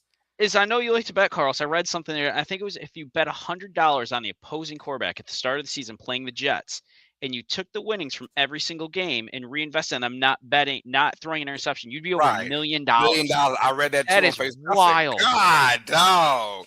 It tells you that's crazy. That is crazy. Hey, I want to get your thoughts. I know you probably spoke about it on your show earlier, Jamie, but the 2-point conversion attempt against Philadelphia, man. What was your thoughts about that? I want to get that. We got to create content for this week 18, y'all. It's not like content. We got to create it, man. This is one of those hindsight's 2020. Do you go for it? Do you not go for it? I would have gone. I wouldn't have gone for it. I would have gone for the extra point. And here is why. The 2 points, yes, you can win the game, and I get it. You want to try and win the game, and Allen appears to be hurt at that point in time. Here's the thing. You're 1-6, 2-point conversions on the year, so numbers aren't in your favor. It's always going to be harder. Yeah, our kicker wasn't great, so much so we released him the next day. I get that. But your job is to kick an extra point. Your job is to kick field goals. You should be able to – I don't care who you sign. If you sign somebody in the NFL as a kicker, more often than not, you should be able to rely on them to make that extra point, to get you to that next step, right? To tie the game going to overtime. the way they were playing right then and there against the Eagles, they had the Eagles on the ropes. They had what? The Eagles, I think, had 17 yards of offense, not one pass completion in the second half. Like, you had that team on the ropes. You could have taken them overtime and possibly won the game, right? Even a tie. I mean, I don't like ties. Ties are stupid in football as far as I'm concerned. But whatever.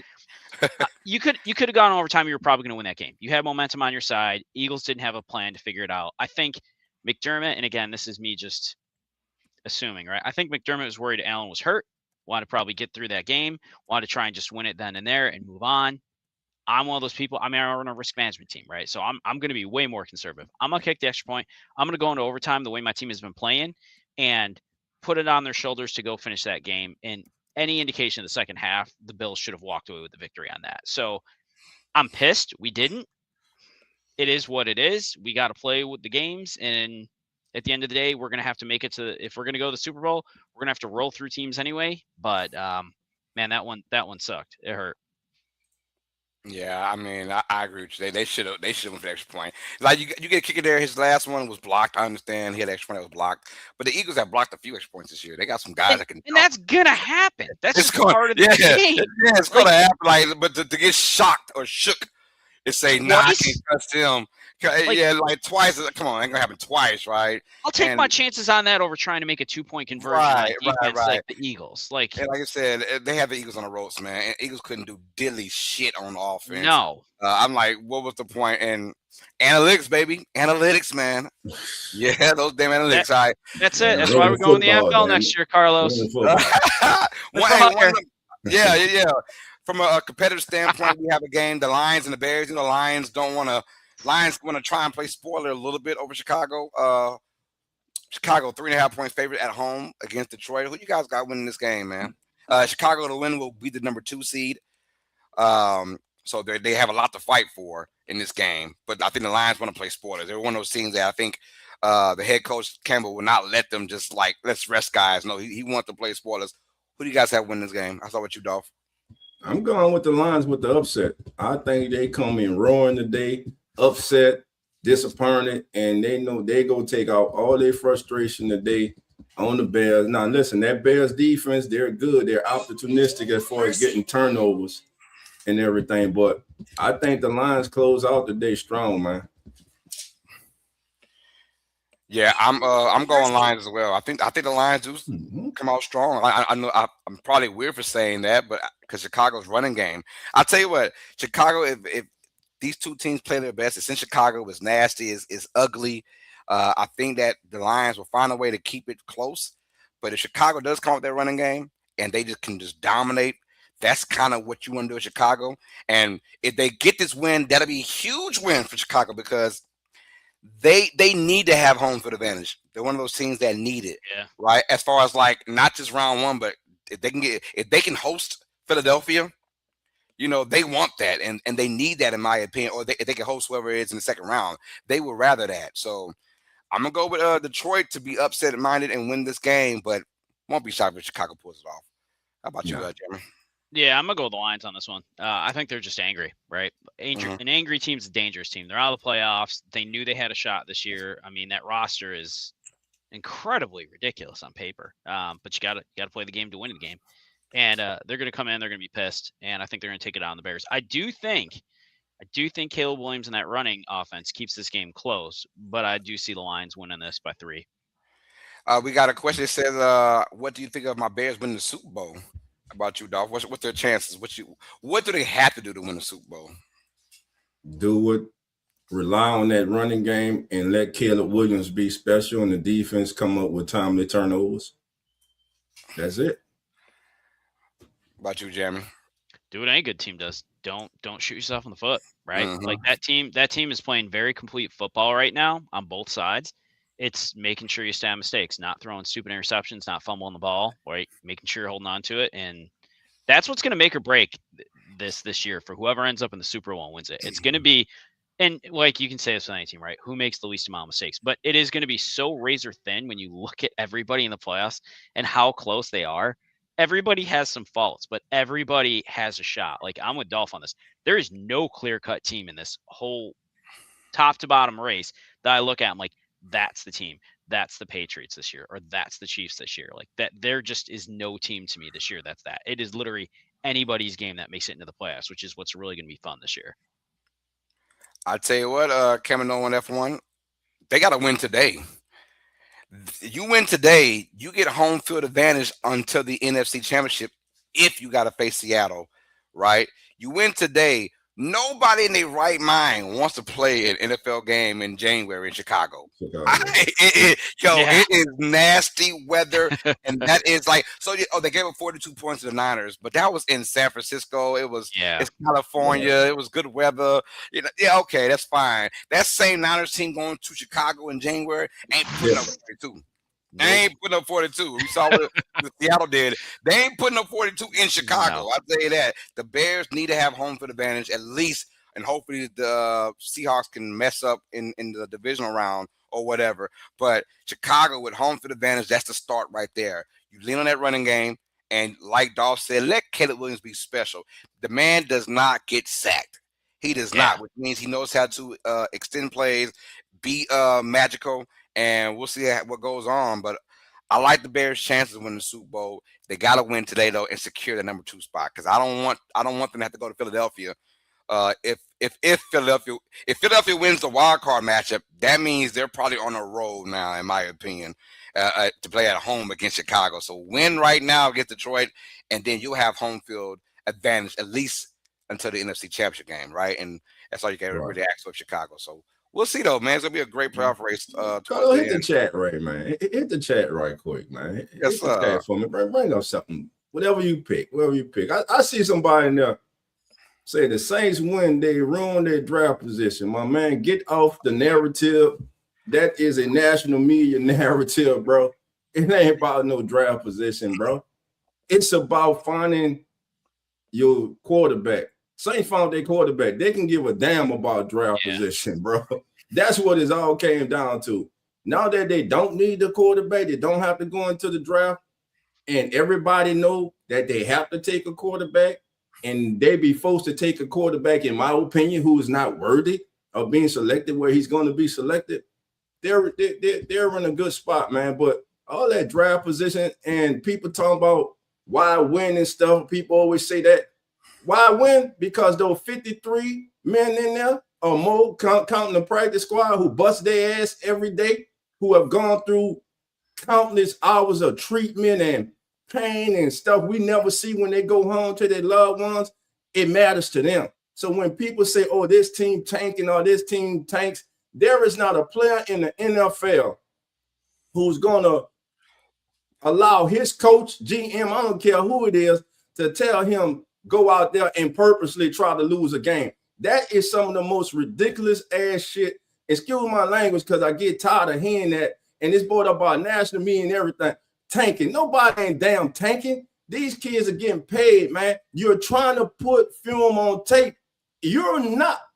About 98, 96% of rosters are not guaranteed to be together next season. So all these kids playing, they are putting out their resume once again for the rest of the National Football League. So the hell with draft position, man. Nah. Yeah, they going out there and try, man. Next, Carlos. Speaking of the Bears, I want to bring this up quick. And I'm not one to care much about this because it's not going to be Allen. And May is probably, I'll say, deserving of it. He's done a fine job with the Patriots. I'll give him credit where it's due. But why is it Caleb Williams doesn't get more love in the MVP voting this year? Like, good question. I get May. I understand that, right? You took that team from it was crap last year to potentially number 1 seed, right, in winning the division. But like, and I'm not a huge Caleb Williams fan. Let me start with that because I'm an OU guy and he left OU, so like I got feelings on a lot of ways about that. But why is he not getting more love? Like, you look at his statistics, you look what he's doing with the Bears. He is not being respected at all in that race, like on any level. And I'm just kind of shocked by this. I've been trying to figure out what the reasoning is for it, and I can't understand other than, do people just not like him? Because what he's done with Chicago this year is damn impressive. And he's just, you look at the numbers and he's just not getting any respect on it. And his numbers are great. Yeah, you just look at the stats. It's not great, but it's also not Drake May stats. It's not Matt Stafford stats. So I mean, and if you look throughout the entire NFL, there's not that many MVP candidates. No one's really standing out. Agreed with that. This year. So yeah, I get it, Caleb Williams, but we all know that it's a lot to do with Ben Johnson's style. And Ben Johnson, say he put a lot of points on the lines, he still wants to run that football. He had that two-headed monster in Detroit, and now he's got a two-headed monster with Monangai. True. And so they want to run that ball, run first, play action off of it, and it doesn't hurt to have Caleb Williams being the kind of quarterback he is that can extend plays like crazy. So the stats are good, but they're not like Drake May's stats, who I think should not win the MVP. You got to eat ass. Oh no. Who are you giving it to? I'm Matt Stafford. I don't give them about his last game. I think Stafford should win it, but I think May's gonna win it. I think Stafford should win it because of the tougher schedule he went through and the numbers he put up. 100%. Yeah, I mean, Drake May has only beaten one team above 500, which is your Bills. It's like that. Thanks for bringing that one up again. The schedule is disgustingly easy. It's terrible. I'm not about to. Yeah, I mean, when you get the Jets twice, you get the Dolphins twice alone. It sounds like Brady-ish, right? Yeah. But Brady had already built he won the playoffs though. So do you think Drake May wins it, or do you think Matt Stafford wins it? We know who you want to win it. I want Matt Stafford to win, and I think Matt Stafford still wins it. Obviously, if Drake May goes off against a feisty team this week and put up another 4 tutties and whatever, they'll give to him. I hope not. I hope he doesn't win it. I hope he has a successful game, obviously. But I'm going to go with Stafford, though. I think just because Stafford could be on his final hurrah. Still, politics play a little bit in this too as well. And they're going to look like, you play the easy-ass schedule. These teams are – your schedule, the win percentage was 34%. That's your win percentage against the teams of currently right now that you played against all year. 34%. That is not good. That is not good at all. And but you don't get to decide the schedule. You get what you get. That is true, too. That is true. But I've seen that schedule. Take the Niners a lot harder. Twice. You played against really good teams this year so far from the NFC side of things. And I need Matt Stafford to win that. But I got to address this, man. I just talked to you, bro. Let me talk to you again. Come on, let's go. Talk to you again, bro. Caleb was so bad last year. Man, do you just like hearing yourself talk, or did you watch football last year? God damn, the kid threw 20 touchdowns, 6 interceptions last year. He had a QB rating of 87.8. He passed for over 3,500 yards for a 5-12 team that everybody knew had coaching problems and a little talent problem in protecting them. Ben Johnson comes in. What does he do? He solidifies the inside, the guard position. He keeps his quarterback upright. He's a offensive innovator. Everybody knows that, man. You talking about last year, here we at the end of the 2025 season, and you talking about Caleb Williams, the Bears won't win because he was so bad last year. And then you're talking about Drake to win it because he wasn't that bad last year. Man, stop, brother. If you go research, do real research. Stop with the BS. This ain't the show to come on here with that BS, bro. If you go be about it, bro. So I don't know who. And then you're talking about Derrick Henry for MVP. Man, stop it, man. Let's move on, bro. All right. Man. Love quickly, you, Join the family. We can talk. We go at it every week if you want. Eagles versus Commanders, man. I'm stamped, dude. I'm stamped. Eagles win this one. I think close games. I think Commanders. Josh Johnson kind of makes it close a little bit. Hopefully, the Eagles dominate this one. I really want to see them dominate. They should. They beat the Commanders a couple weeks ago in Washington. They should beat them in Philadelphia pretty easily. But I saw it's on like a 3-point spread. So NFL might know something we don't know. I don't know. But your thoughts, Eagles and Commanders, Jeremy? I mean, Eagles should win this one. I think the reason for the spread is I think the Eagles are trying to figure out where the hell their offense has gone to lately. That's true. That's true. I think until they figure out how to rate that ship, I think a lot of people are looking at them of like, are you going to be that team in the playoffs? Are you going to be that team that everyone's scared of? Like, scared of your defense? Yeah. Scared of your offense? Not so much at the moment, right? If I'm them, just give the ball to Saquon all day. Something right. I got you. What about you, Dolph? Man, Eagles, man. Eagles easy. Eagles easy. Eagles need this win. To me, they need they need to go into the playoffs on a high, feeling good about themselves. So they need a really good performance today against an undermanned Commanders team. They should win this game pretty handily, man.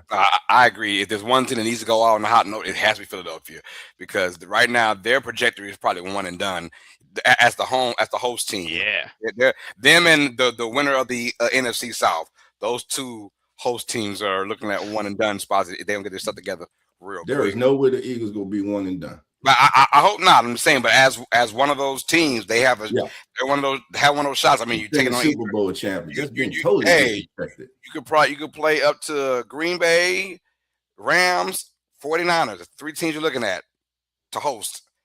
So be careful. Get your shit together right now. Cardinals and Rams. 14.5-point favorites. Look, Sean McVay said we're going to start everyone. We don't give a damn about seeding. We're going to start everyone. I wonder how long they're going to last. Yeah. Starting everyone and finishing with everyone's a different story. It's a different story, right?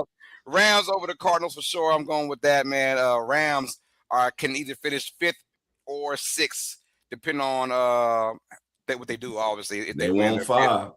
They want 5 bad. And I told folks, I said, I don't want to hear that crap about Sean McVay saying, oh, well, we're going to start it. No, you're starting because you want to win and be the 5th seed because you want to play either Carolina or Tampa Bay. And you want that. So I think that's why they're going to play. And I think once they get a substantial lead, they'll probably start letting guys go. Or Arizona can make it a game and keep those guys out there. And now you're running risk again. Brissett throwing for 300 yards. He's out there gunslinging left and right, man. I love it. I'm here for it.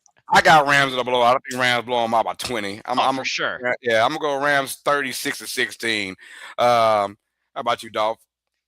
Man, they pissed off about what happened to them Monday night in Atlanta. So yeah, I'm telling you, they win this game. Look, they came back in that game, but were unable to finish. McVay, he's upset. This team's upset. They need this game, man. They need this game, and like you said, Carlos, they want that 5 seed. And listen, no disrespect to the 5 seed. I mean, to the whoever's the number 4 seed, whoever, Carolina or Tampa Bay, but going against this Rams team, and believe it or not, that loss against the Falcons may have been a good thing for the Rams. Yeah. So I'm looking for the Rams, man, just to mollywop the Cardinals today. Chiefs and Raiders don't even matter about that game. We'll keep it pushing, man. There is one thing. We got a question. Pete Carroll. Does Pete Carroll come back next year for the Raiders? Yes. Yeah, okay. I don't see that changing. Not this quick, but he's back. They have the same type of season next year. Yeah, he'll be done next year. Yeah, but all the decisions to bring in Gino, all the decisions he's made this season, all the people he's brought in. I'm just saying. You're right, but you got to give it a chance too, right? Because you got to look at what he's done previously, taking some of those players and putting them in that system and then bringing them in, right? Like you got to give that a chance to see if it's going to work. Didn't work, so I think he gets another year. But I think if going into next year and halfway through the next year, they're performing like they are now, I would not be surprised to see him out. Okay. All right, Dolphins and Patriots. Dolphins have a slight chance. They could be upset-minded in New England, but I mean, go Dolphins. Yeah, go Dolphins, right?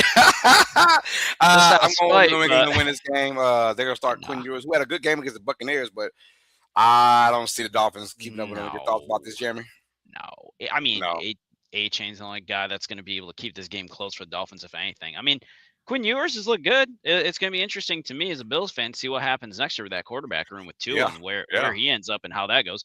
Everyone's like, well, he's going to be gone. I don't think he's gone because I don't think anybody wants that contract. And with his health concerns, nobody's willing to take that. So I don't know what they're going to do. I don't know. I think McDaniel will be back. I wouldn't be sad if they got rid of him. I honestly I don't particularly love him as a head coach, but I wouldn't mind taking him as an offensive coordinator. I think he's got a lot of good ideas. I think he's actually a decent coach in that respect. But this is Patriots all day, and I hate to say that. I hate to say it for either team, but especially the Patriots. All right, we pretty much have our game of the week, man. The Chargers and Broncos. I wouldn't call it game of the week, but no, Trey Lance is starting. There's no game of the week there. Trey Lance. But I like Trey Lance. Trey Lance is going to show folks why. Nah, lie. No, you're not.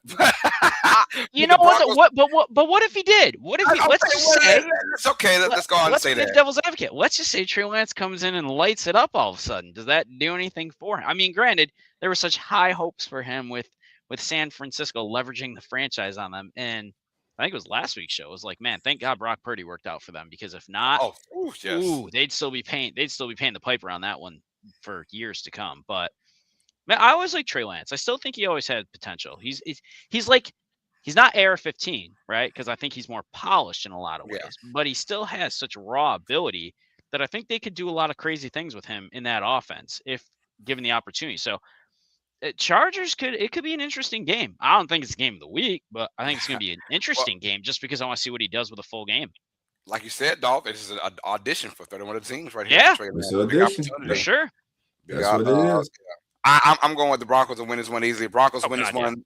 They're trying to fight for that number one seed, so they got a lot to fight for. And I hope they get the number one seed. I do, because I don't want it to be the Patriots. So there's that. Yeah.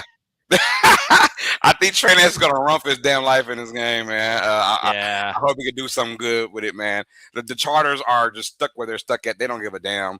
They don't care. They're like, look, we in it. Let's get healthy and let's get ready for the wild card round. So I'm going with the Denver Broncos to win this one. Here's your game of the week for real now.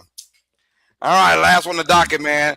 We have Sunday Night Football. This will be game 282 of the NFL season, and a good one. Winner takes all, loser is out of there. So the winner of this AFC North matchup will be AFC North champions between the Baltimore Ravens and the Pittsburgh Steelers. Lamar Jackson is going to return and be the starting quarterback. And, of course, A-R-R-R, whatever the name is, A-Ron. A-Ron. Yeah, A-Ron. I messed all that up. A-Ron Rodgers is going to be without DK Metcalf yet again. Who wins this game? The floor is yours, Dolph. Ravens, Steelers, who will represent the AFC North in the playoffs? My God, man, could we see the end of an era in Pittsburgh with no DK Metcalf and what happened last week against Cleveland? Lamar Jackson coming back. I believe today Mike Tomlin will coach his last game as head coach of the Pittsburgh Steelers. He will finish as the only, and mock me if I'm wrong, if he never coaches again, he will finish as the only coach in the history of the National Football League never to have a losing season. A lot of people want to poo-poo on that and everything. A lot of national media say, well, that's one of the most overrated stats there is. Why? Because it's Mike Tomlin? Because he's not a coach. He's a no BS coach. He's not a coach that kisses your rear end. That is hard to do. And let's be frank about it. He hasn't always had the best rosters in Pittsburgh. The man won with Kenneth Pickett and Mason Rudolph. So again, I just think that today, man, I'm going with the Ravens, man. I think an end of an era comes in. Without a doubt, Mike Tomlin would be the hottest commodity on the free agent market, player or coaches.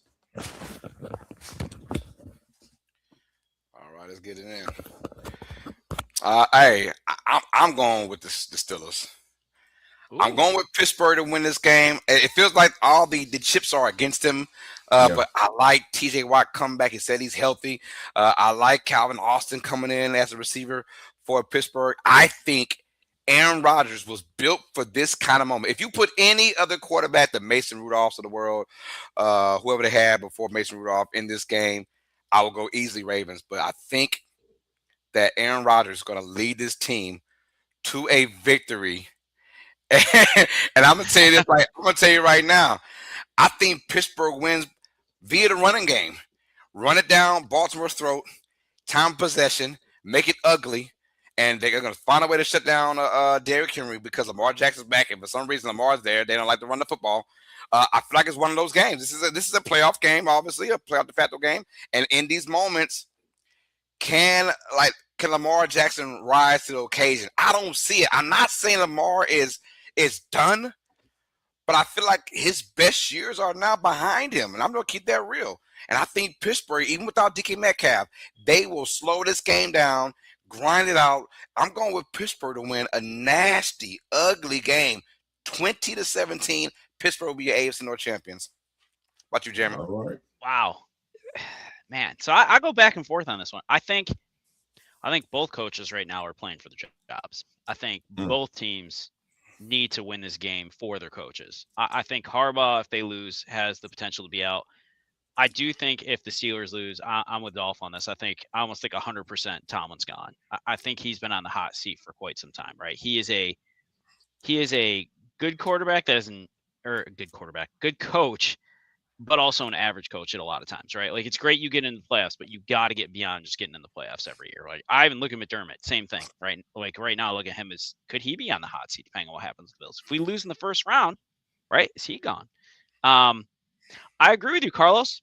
Aaron Rodgers was built for this, and I want to pick the Ravens. Let me start with that, because I want the Ravens to win this game. I don't want the Steelers to win this game because I don't particularly care for Aaron Rodgers. I think he's a good quarterback, but not my favorite quarterback. And honestly, there's a part of me that wants Mike Tomlin to be gone from the Steelers, and not because I dislike Mike Tomlin, not because I dislike the Steelers, but because I just want, is having a best friend who's a Steelers fan. I want more for them. I want them to be able to really flourish if that's the case. And I feel like Mike Tomlin we're far past that point, right? But I think Aaron Rodgers is going to pull this out. Aaron Rodgers is one of those quarterbacks. He's part of he's the kind of end of an era of quarterbacks, right? Like, you see those, I feel like, as we grow up, right? As we all get older, right? We got those quarterbacks that you like grow up with. Aaron Rodgers for me is one of those guys. I feel like we're kind of at the end of that, you know? But I think he's not done yet. He finds a way to win. He finds a way to just do the things you don't think he's going to be able to do. When the chips are stacked against him, like you said, Carlos, he finds a way to win. And I don't think the Ravens have that in Lamar Jackson and Derrick Henry. I really do. Thank you. I mean, Steel City 8-4. I get it. I've watched him for years coaching that team, and I think he's a talented guy. And I love the fact that he's a man's coach. Like, he's not going to baby you, like Dolph said. He's not going to sit there and kiss your butt. He's going to tell you how it is, like it or hate it. But I think there's a level of respect amongst his players and other coaches in the NFL of what he does with that team. And he has had some very mediocre teams, and he finds a way to win. But it goes beyond winning. It goes beyond taking it to that next level, and he hasn't done that. And I think Aaron Rodgers had a chance to come back from his lost season with the Jets and step into the Steelers and make a difference. And I think this putting him on this stage at this point for everything that's, the next step, he's gonna come out and he's gonna win. It is gonna be an ugly game, though. I'm gonna go 24-17 Steelers. Okay. Go ahead. Y'all know the Rooney family. The Rooney family is not going to fire this man. I'm just coming. No, it'll be mutual agreement. No, they're not going to do that. No, he will be here next year. He will be here. Okay. I don't know. Yeah, he would. We heard this talk forever now. The man, especially if he wins today. Now, he loses, there could be a slight chance. If the Steelers do win, yeah, 100%. But even in that though, like he's one of those coaches. He's getting picked up 1 minute after he's fired or let go. Sure. He's getting picked up ASAP. Why would you let someone like that go? Like, what's his name? Sean Payton. Hey, I want to take a year off to chamber. Wait. Well, in this contract, just having a winning record good enough? Does that constitute keeping him around? When was the last time he had an elite team, which was with AB and Ben Roethlisberger, the Killer Bees, right? Agreed. They went 12-4, but you had Tom Brady was there, and then sometimes Tom Brady just ran that. He ran it, and then you had the Chiefs. They just run it, But you can keep. I wouldn't lose a good thing. Go ahead, Dolph. Go ahead. I know you got because you got a lot. If he's an average coach, give me an average coach that hasn't had a losing season, has won AFC North championships, has won a Super Bowl.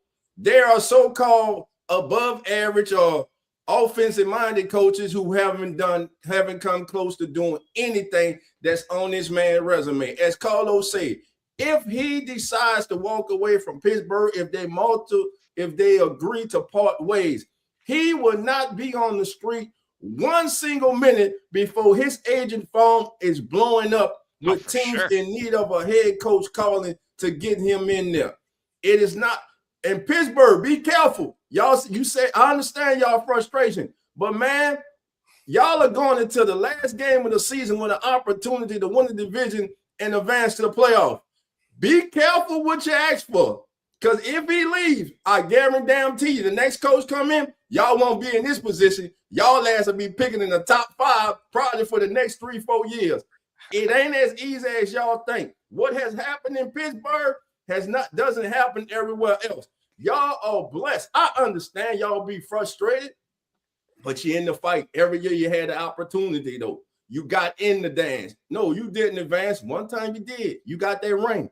So I'm just saying, be careful what you're asking for, because you can be like a lot of teams around this league looking for a head coach, a franchise quarterback, and it may not work on that first hire. I'm just saying. I will say this. I'll end with this, which is if you're the Steelers and you're going into this game, you gotta feel pretty good with Aaron Rodgers, your quarterback, and Mike Tomlin leading that team though right now.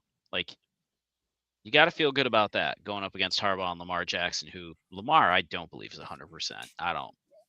I think he's just still hurt, and he's just playing through what he's got. All right, Dolphin, let's get our straight baller this week, man. Let's get it, baby. Last one for the season, baby. Last one for the season, baby. Straight ball.